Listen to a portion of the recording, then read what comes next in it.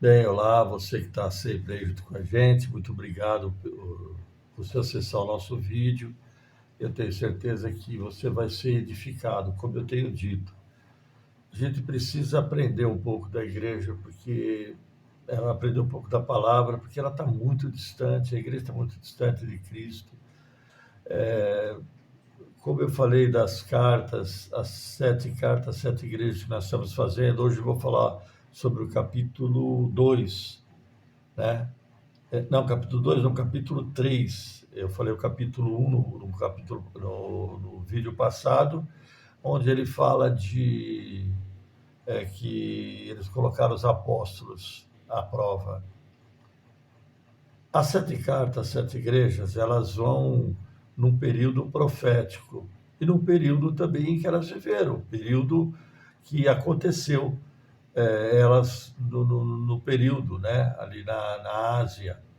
E essas 7 cartas, elas têm um conteúdo profético que alcança a gente nos dias de hoje. Aconteceu lá naquele período essas coisas que Jesus apresenta. Quando ele diz lá em Apocalipse 1, não é isso? Quando ele fala para Paulo, para João, estou confundindo bastante nome, fala para João, ele diz que escreve ao anjo da igreja, escreve a. Vamos lá, peraí, deixa eu achar. Escreve ao anjo da igreja as coisas que aconteceram e as que vão acontecer. Revelação de Jesus Cristo, a qual Deus deu para mostrar aos seus servos as coisas que brevemente devem acontecer, e pelo seu anjo as enviou e as notificou a João, seu servo.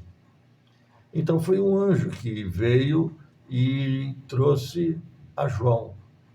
Agora, eu sei que mistificam muito isso, negócio de anjo. Então eu gostaria de falar com você também hoje um pouco sobre anjo, né? Por quê? Porque o texto de Apocalipse vai nos levar a isso. Nós estamos estudando a primeira carta de Apocalipse, que é a carta da igreja de Éfeso. Então, a igreja de Éfeso, ela tem o contexto histórico e profético. Então, nós começamos lá, eu vou repetir a leitura, até o versículo que nós vamos hoje examinar um pouco mais. A Bíblia diz que nós devemos examinar as Escrituras, né?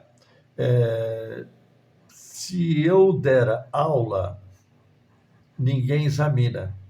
Examinar as Escrituras é estar atento, é estar você sozinho estudando, é você aí na sua casa abrindo a Bíblia e pensando, não deixando que nem o líder, alguém venha levar esse pensamento seu. Quando você está num culto ou numa escola, a pessoa leva o seu pensamento. Ela leva, é uma aula. Agora, estudo é diferente. Estudo é você pegar os versículos e compreender eles. É essa questão, é isso que eu quero que você faça. Eu quero que você estude. Que você não tenha influência de ninguém, de nenhuma igreja, de nada. A única coisa que tem que te influenciar é o contexto bíblico. Porque o que nós vemos hoje, vamos para o texto, vamos para o que Jesus falou. Qual foi o alerta dele para a primeira igreja, que vai do ano 30 ao ano 100? A carta de igreja de Éfeso. Escreve ao anjo da igreja que está em Éfeso. Isso diz aquele que tem à sua destra as 7 estrelas e anda no meio dos 7 castiçais de ouro. Eu mostrei que é Jesus andando no meio da igreja e no meio dos líderes da igreja, dos anjos, que estão enviados para a igreja. Conheço as tuas obras, o teu trabalho, a tua paciência, e que não podes sofrer os maus. E pusesse à prova os que se dizem ser apóstolos e não são, e tu os achastes mentirosos. Nós falamos na aula passada. A igreja estudando, tendo mestre e profeta. A igreja não tem pastor, a igreja tem mestre e profeta. E no livro de Atos você não vai ver a igreja de Antioquia com um pastor. Não, profetas e mestre. O pastor veio para as ovelhas perdidas da casa de Israel. E o único pastor é Jesus Cristo. Ele mesmo disse que o verdadeiro pastor dá vida pelas ovelhas. Hoje é diferente. Quem dá vida para o pastor são as ovelhas. E outra, eu não sou pastor, porque eu não tenho ovelha. Ninguém me dá nada. E eu não quero nada. Ninguém me dá a lã. Você vai dar lã pro charlatão, para mim não. Bom, o que ele falou? Puseram apóstolos apóstolos? E eles acharam eles mentirosos? Quem achou? Foi a igreja. Que igreja é essa? A igreja onde Jesus estava no meio dela, andando no meio dela, no meio da igreja, no meio dos anjos. Não tinham posto Jesus para fora. Mas eles vão pôr. No contexto histórico, você vai ver que no período, vai chegar um período que Jesus está fora da igreja. Está fora, totalmente fora. E ela vai até o fim, até hoje, até nos dias de hoje. Jesus fora da igreja. Estuda, ouça a palavra, caminha com a gente, caminha, senta você. Não deixa ninguém te influenciar, não, senta você. Não tenha uma aula, tenha um estudo, é diferente. Não tenha uma aula. Eu não quero te influenciar. Mas o que eu vou ler é a palavra de Deus, nua e crua. Ela vai te influenciar. Interessante, não é? Ele colocou aqui, puseram à prova os apóstolos. Eu vou ler aqui, ele diz, no 3, um único versículo, versículo 3. E sofrestes e tens paciência. Uma coisa que a igreja não tem hoje é paciência. Não tem paciência. Culto no sábado, no domingo, na segunda, na terça, na quarta. Você sai do culto e não sabe o que foi pregado. Graças a Deus. Graças a Deus. Você não sabe. Porque é muita batatada. Eu tenho visto a guerra nas igrejas aí. Há uma guerra nas igrejas. Pastores contra pastores da própria igreja, denominação, dividindo a igreja, dividindo família, dividindo tudo. Por isso que hoje eu me afirmo muito mais. Hoje, tudo aquilo que eu tenho falado, não ensinado, eu tenho falado para mim, para minha vida. Eu fechei 5 igrejas, eu não tenho mais templo, porque isso não dá certo, isso não funciona. Isso não é a igreja de Cristo. Ter o templo não é a igreja de Cristo. Não tem como. Aí tens paciência para aprender. Paciência. Olha, eu vejo que gente só não assiste o vídeo até o fim. Começa a ver um pouquinho já. Eles falam para mim, pastor, você tem que colocar o vídeo na linguagem da internet. 5 minutinhos. Em 5 minutos você não vai aprender nada. Ninguém te ensina nada. Vai só ensinar jargão, teoria, humanismo. Calma, calma que a gente chega lá. Sofresse e tem paciência, e trabalhasse pelo meu nome, e não te cansastes. E sofrestes e tem paciência, trabalhasse pelo meu nome, e não te cansastes. O que Jesus disse? Que ele ama essa igreja por quê? Porque é uma igreja que trabalha pelo nome, não se cansa, trabalha pelo nome de Jesus. Hoje, infelizmente, você assiste um culto, é Velho Testamento, é Israel, é judaísmo dentro da igreja. As pessoas, é tudo muito rápido, muito rápido, muito rápido. Você tem a teoria da prosperidade. Quem não dá dinheiro não é próspero, quem não dá dinheiro não é abençoado, quem não dá dinheiro não recebe o Espírito Santo. Se você não receber o Espírito Santo, aquelas orações, imposição de mãos, passa óleo na cabeça do sujeito e vai que glória a Deus, aleluia, o cara não sabe nada. Não sabe nem se Jesus morreu na cruz ou não, se morreu na quinta, na quarta ou na sexta, se morreu no domingo, faz a Páscoa e come ovo de Páscoa. Não sabe nada, não tem interesse nenhum, por isso que eu falo, estuda, tem paciência, trabalha pelo nome de Jesus, não trabalha pelo seu discípulo, pelo teu líder, não trabalha por ele. A igreja só trabalha por eles, faz tudo para eles.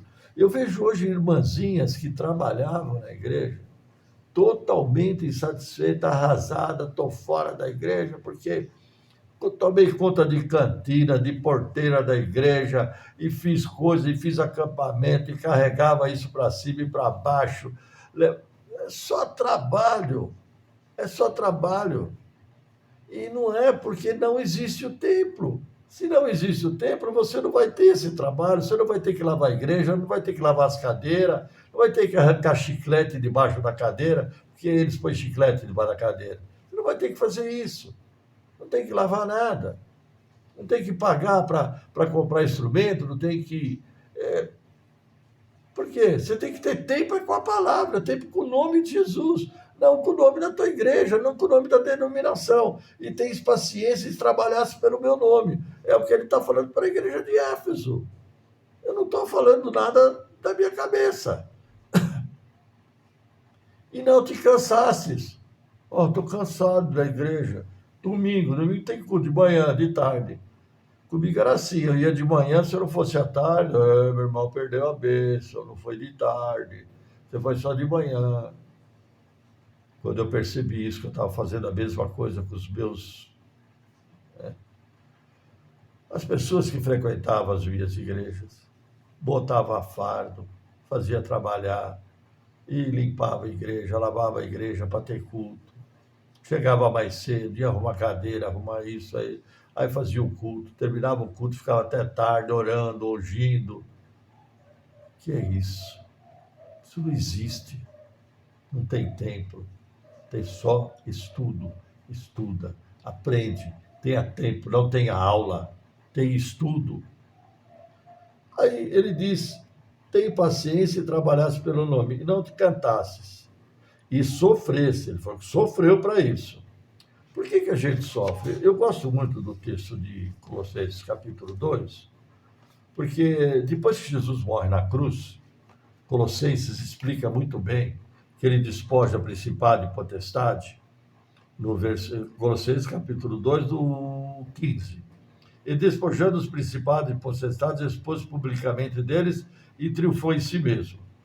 Aqui mostra que ele triunfou contra eles e cravou toda a sentença contra nós na cruz.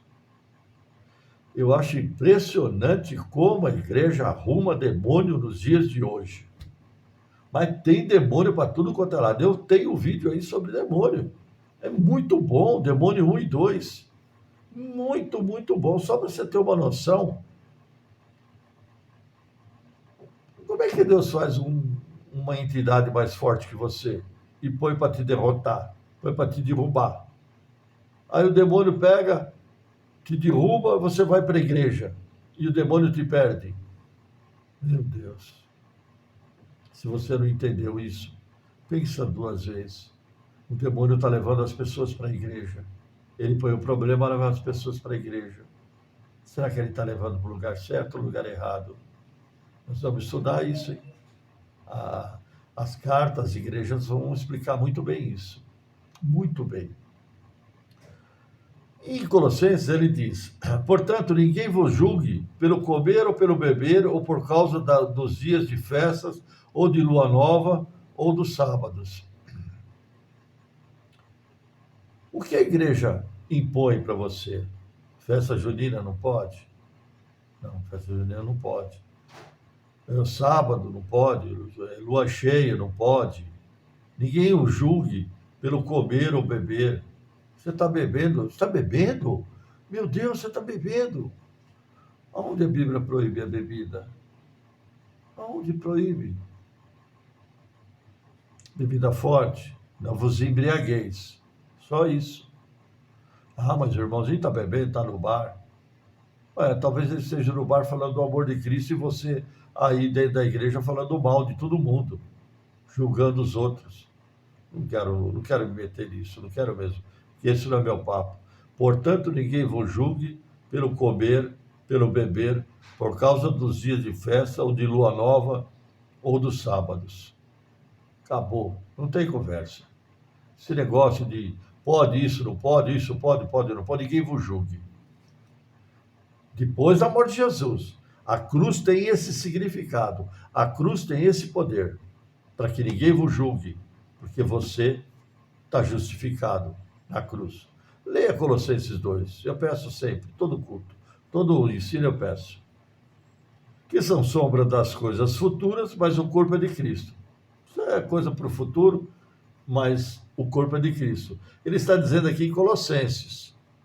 Colossenses foi escrito no ano, acho que 45, 50, 53 da era cristã. E ele fala assim, essas coisas são sombras, que são sombras das coisas futuras. Será que Jesus sabia que ia acontecer isso agora? Está acontecendo isso agora? As pessoas ficam te julgando por dia de culto, lua nova, lua cheia, lua minguante.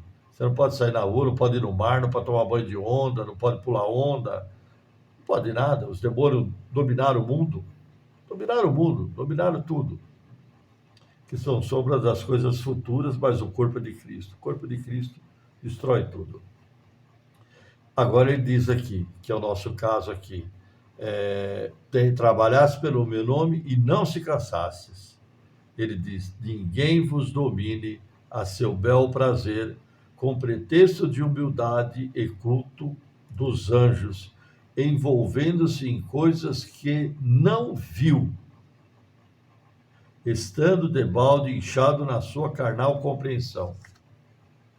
O cara inventa que viu anjo. Eu vi um anjo. O anjo estava aqui. Olha, meu irmão, eu pregando nas igrejas por aí, quanta profetada que eu levava, que eu saía e falava, meu Deus do céu, um anjo desse daqui, eu vou ler agora sobre o anjo aqui, estava atrás de mim, eu não via, meu Deus, um anjo desse. Nossa, pastor, tinha um anjo atrás de você, mas grande, anjo grande, pequeno, nunca teve anjo pequeno perto de mim, só grande atrás de mim. Eu não via. Mas olha o anjo que essas pessoas viram, deixa eu ver aqui. Colossenses, está no livro de Ezequiel. Eles têm uma aparência impressionante, são belos, com asas, 4 faces e cheios de olhos. Eles têm asas, 4 olhos, várias cabeças. No versículo 10 de Ezequiel, cada um dos querubins tinha 4 rostos. 4 rostos. Um era de um querubim, o rosto era de querubim. O segundo de um homem, o terceiro do leão e o quarto de uma águia. Meu irmão, você vê isso aqui, corre. Corre, porque é um bichão, um bicho feio. No livro de Isaías, Ezequiel, ainda no meio do fogo estavam o que se apareciam ser 4 seres viventes. Eles tinham uma aparência humana, mas cada um deles tinha 4 rostos e 4 asas. Deixa eu ver outras. Os serafins estavam acima deles, cada um tinha 6 asas. Agora Isaías descreve 6 asas. Com 2 cobriam seus rostos. Com 2 asas cobria 4 rostos. É meio estranho, mas... Com 2 cobriam seus pés e com 2 voavam. Então, para que asa? Para cobrir pé e rosto? E voar com 2? Não sei para quê. Mas esse é o anjo que está descrito na Bíblia. As pessoas dizem que viram o anjo. O anjo me falou, o anjo do Senhor. O anjo, quer dizer que o anjo de Apocalipse. Meu irmão, estuda. Vai para a Bíblia. Se empenha. Hoje nós temos a igreja colocando a teoria da prosperidade e a teoria do domínio completo do ser humano, domínio completo daquele que se diz cristão. A igreja domina o sujeito totalmente e ele vai para a doutrina como a Bíblia diz aqui, ninguém vos domine a seu bel prazer com pretexto de humildade e culto a anjos. Pretexto de humildade, aquela vozinha marota, ele vai levando, enganando você, enganando a multidão que o segue. Querendo você aprender, tem mais no próximo vídeo. Eu vou dar mais uma palhinha aí desses versículos e caminhar mais um pouco. Deus guarde o teu coração.